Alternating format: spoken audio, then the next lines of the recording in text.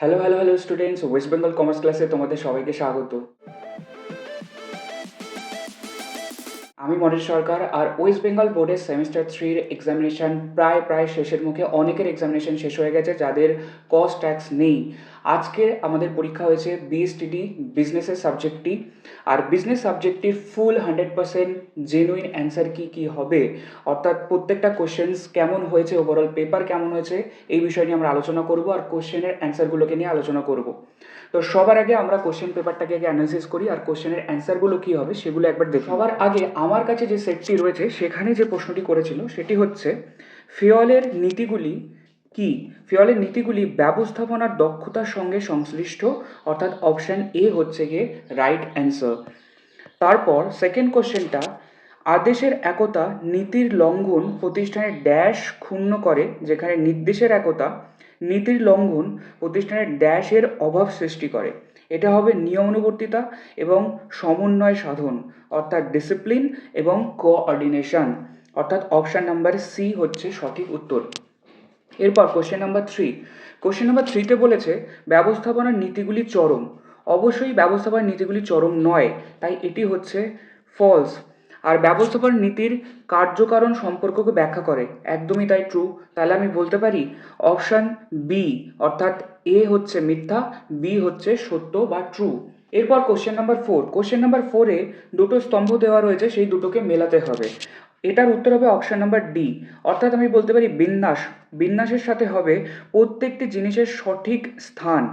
নিয়মানুবর্তিতা হবে উৎকৃষ্টতর কর্মী ব্যবস্থাপনা। সমতা হবে আমাদের পক্ষপাতিত্ব স্থান পায় না। উদ্যম হবে স্ব অনুপ্রেরণার সঙ্গে পদক্ষেপ নেওয়া। তাই অপশান নাম্বার ডি হচ্ছে সঠিক উত্তর। এরপর কোশ্চেন নাম্বার 5। কোশ্চেন নাম্বার 5-এ অ্যাসারশন রিজনিংয়ের প্রশ্ন দিয়েছে। ব্যবস্থাপনার নীতিগুলি হলো প্রধানত আচরণগত প্রকৃতির। এটা হচ্ছে সত্য, অর্থাৎ ট্রু। এরপরে ব্যবস্থাপনার নীতিগুলির লক্ষ্য হলো মানুষের আচরণকে প্রভাবিত করা, এটাও ট্রু।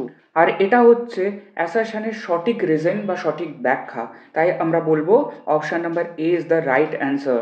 এ এবং আর উভয় সত্য এবং আর হলো এর সঠিক ব্যাখ্যা।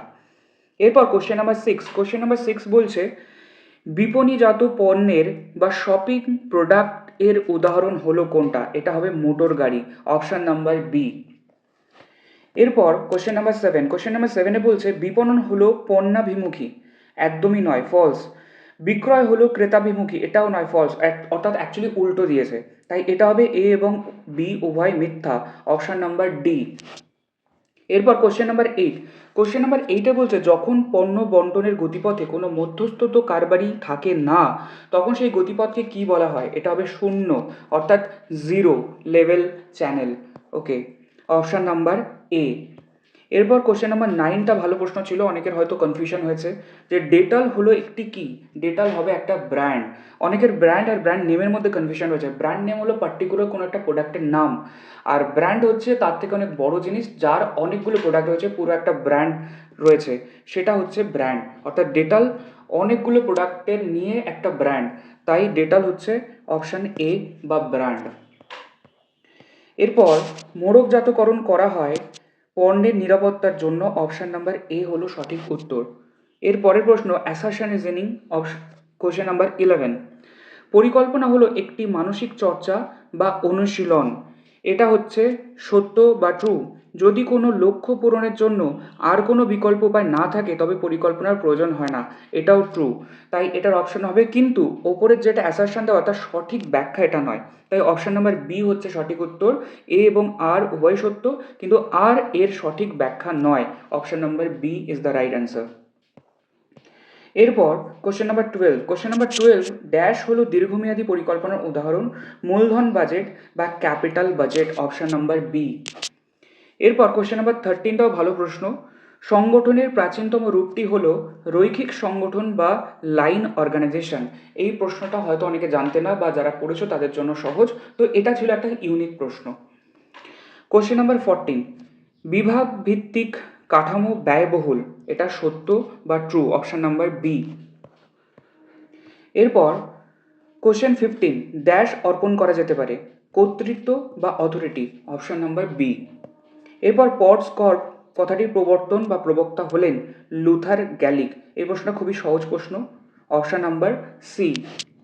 এরপর কোশ্চেন নাম্বার 17, আধুনিক ধারণা অনুসারে ব্যবস্থাপককে ড্যাশ হিসেবে বিবেচনা করা হয়, প্রক্রিয়া বা প্রসেস, অপশান নাম্বার এ।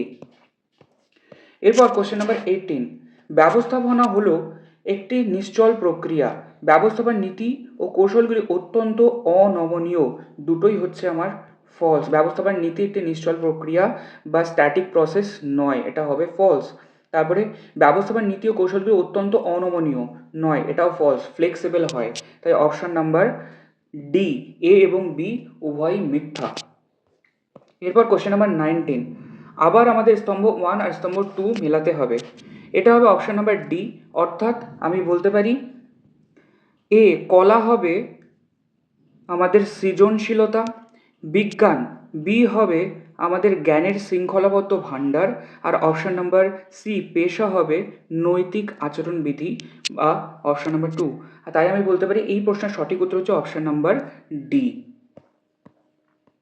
এরপর আমাদের কোশ্চেন নাম্বার 20, কোশ্চেন নাম্বার 20তে বলছে আবার অ্যাসারশন রিজনিংয়ের প্রশ্ন, ব্যবস্থাপনার লক্ষ্য সাধনের একটা প্রচেষ্টা ছাড়া আর কিছুই নয়, এটা হচ্ছে ট্রু। প্রত্যেক ব্যবস্থাপনার প্রধান উদ্দেশ্য হলো পূর্ব নির্ধারিত লক্ষ্য সাধন করা, এটা হচ্ছে ট্রু। তাই আমি বলবো এ এবং আর উভয়ই সত্য এবং আর হলো এর সঠিক ব্যাখ্যা, option number A is the right answer. এরপর কোশ্চেন নাম্বার 21, পিআইএল এর পুরো রূপটি কি? এটা হবে public interest litigation, option number D. Question number 22, ক্রেতা সুরক্ষা আন্দোলনের পথিকৃৎ হলেন কে? Option number A, Ralph Nader. এরপর কোশ্চেন নাম্বার 23, ক্রেতা সুরক্ষা ভোগকারীদের ভোক্তা সংগঠন গড়ে তুলতে উৎসাহিত করে এবং আমাদের দেশের ভোক্তারা সংগঠিত নয়, দুটোই হচ্ছে ট্রু। কারণ ক্রেতা সুরক্ষা ভোগকারীদের সংগঠন করতে গড়ে তুলতে সাহায্য করে এবং আমাদের দেশের ভোক্তারা সংগঠিত নয় বলেই ক্রেতা সুরক্ষা আইন দরকার। তাই অপশান নাম্বার সি এবং বি উভয়ই সত্য। এরপর কোশ্চেন নাম্বার 24, কোশ্চেন নাম্বার 24 আবার স্তম্ভ মেলাতে দিয়েছে এবং এই প্রশ্নটা খুবই ফেমাস এবং প্রত্যেকের বইতে এই প্রশ্নটার উত্তর দেওয়া। এটা অপশন হবে অপশান নাম্বার এ, অর্থাৎ 1 কোটি টাকা পর্যন্ত হবে জেলা কমিশন, 1 কোটি থেকে 10 কোটি পর্যন্ত হবে রাজ্য কমিশন, 10 কোটি টাকার ঊর্ধ্বে হবে জাতীয় কমিশন। তাই option number A is the right answer. এরপর কোশ্চেন নাম্বার 25, ক্রেতা সুরক্ষা আইনের কোন ধারায় শাস্তির বিধান আছে? অপশান নাম্বার এ, সেকশন 27। এরপর কোশ্চেন নাম্বার 26, এফডিআই এর পুরো রূপটি হলো foreign direct investment, option number B. এরপর কোশ্চেন নাম্বার 27, কারবারি পরিবেশ একটি চরম ধারণা, এটা ফলস। কারবারি পরিবেশ ব্যাপকভাবে অনিশ্চিত, এটাও ট্রু।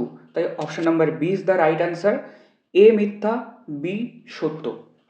এরপর কোশ্চেন নাম্বার 28, কারবারি পরিবেশের প্রকৃতিকে গতিশীল, এটা ট্রু। কারবারি পরিবেশের কোনো উপাদানের পরিবর্তন সমগ্র কারবারকে সমানভাবে প্রভাবিত করে, এটা ফলস। সমগ্র কারবারকে সমানভাবে প্রভাবিত করে না। অপশান নাম্বার এ, এ সত্য কিন্তু বি মিথ্যা। এরপর কোশ্চেন নাম্বার 29, যখন কোনো দেশ তার আয়ের চেয়ে বেশি খরচ করে তখন তাকে বলা হয় রাজস্ব ঘাটতি বা revenue deficit, option number D. এরপর কোশ্চেন নাম্বার 30, অ্যাসারশন রিজনিংয়ের প্রশ্ন আবার। কারবারি পরিবেশ একটি আপেক্ষিক ধারণা, ট্রু। কারবারি পরিবেশ এক দেশ থেকে অন্য দেশ, একটি অঞ্চল থেকে অন্য অঞ্চলে আলাদা, এটাও ট্রু। তাই অপশান নাম্বার এ, এ এবং আর উভয়ই সত্য এবং আর হলো এর সঠিক ব্যাখ্যা। এরপর কোশ্চেন নাম্বার 31, আবার অ্যাসারশন রিজনিং। এরপর কোশ্চেন নাম্বার 31, স্তম্ভ মেলাতে হবে। কর্তৃত্ব, এটা হবে option number C is the right answer. কর্তৃত্ব হচ্ছে আমার সিদ্ধান্ত নেবার ক্ষমতা, দায়িত্ব হলো আমার অর্পিত কাজ সম্পাদন করার দায়, আর জবাবদিহিকরণ হলো আমার অর্পিত কাজের ফলাফলের জন্য কৈফিয়ত যোগ্যতা। তাই option number C is the right answer. এরপর কোশ্চেন নাম্বার 32, অতিরিক্ত কাজের চাপের দরুন মিস্টার এ অধীনস্থ মিস্টার বিকে নিজের কার্য সম্পাদনের কর্তৃত্বে কিছুটা হস্তান্তর করলেন, এটা হবে ভারার্পণ, option number D is the right answer বা ডেলিগেশন।